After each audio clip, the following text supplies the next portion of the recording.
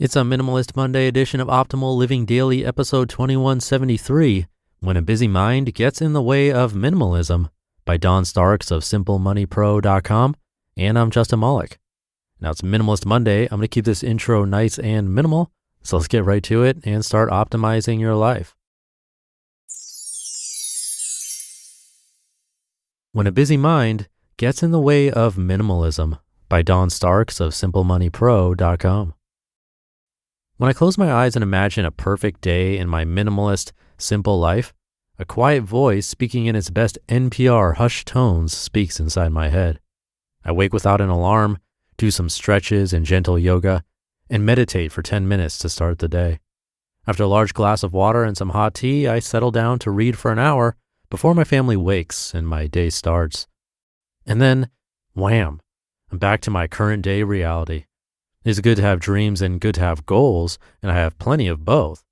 While I aspire to a slower cadence and a calm, low-stress life, right now I define success in that department differently.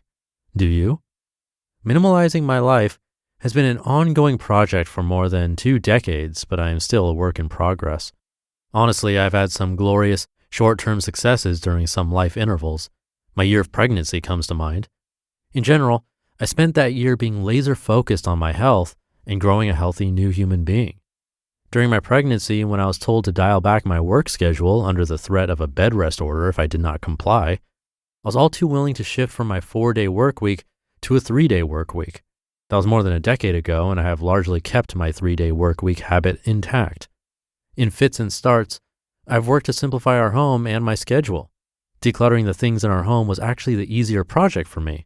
Decluttering my schedule has been more challenging as I do not like to let people down. By prioritizing my family, however, I've made great strides in keeping my schedule reasonable. There's one aspect of me, however, that resists mightily to slowing down and chilling out. My mind. Whether it is those hamsters running on the wheel in my head if I wake up in the night, or simply my inability to stop thinking about plans, ideas, or scenarios throughout the day, my mind refuses to go gently into that simple, minimal night. Have you tried meditating? This is the first thing people suggest to me when I bemoan my nonstop mind. Of course I've tried meditating. It's abundantly obvious to me that I need to meditate.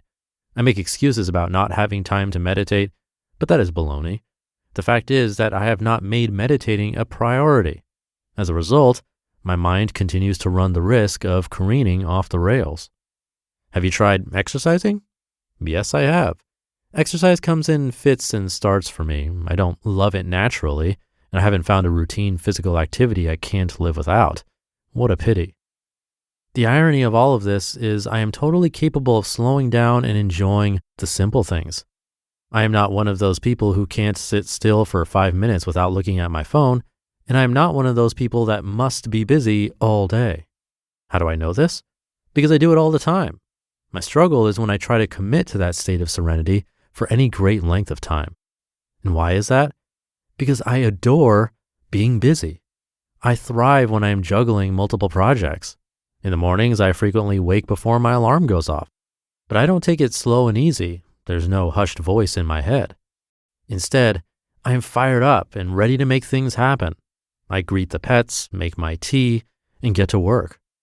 Mornings are my writing time and my review the day for maximum efficiency and effectiveness time. I continue to admire from afar folks who spend large chunks of their days being quiet, peaceful, and content, a state of being that is seen as the goal of minimalism and living the simple life for many. Living the simple life for me doesn't look like that. Instead, it looks like an uncluttered home most of the time, a schedule that reflects my priorities most of the time, and a passion for all the projects and roles I currently fill by choice. Please don't jump to the conclusion that I just haven't experienced enough of the good life to appreciate what I'm missing. I've experienced many days where I dispense with work and just read, relax, and play with my family. Those are fabulous days.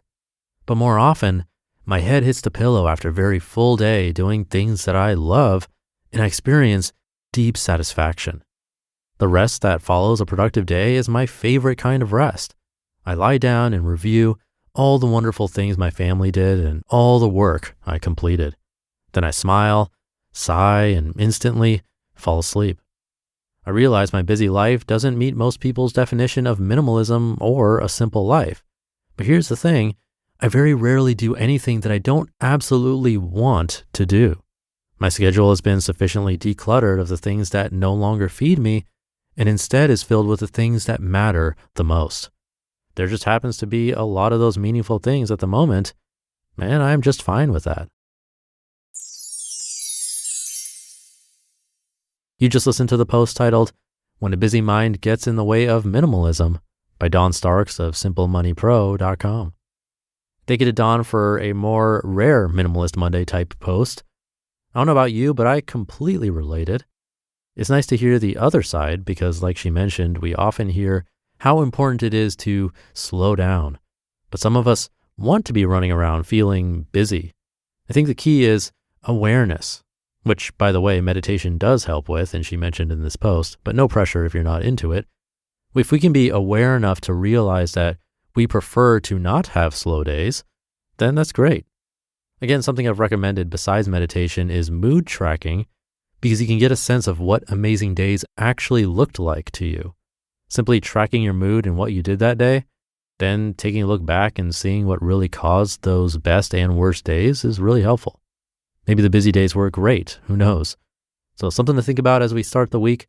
Have a great one, and I'll catch you tomorrow with the rare book excerpt in Where Your Optimal Life awaits.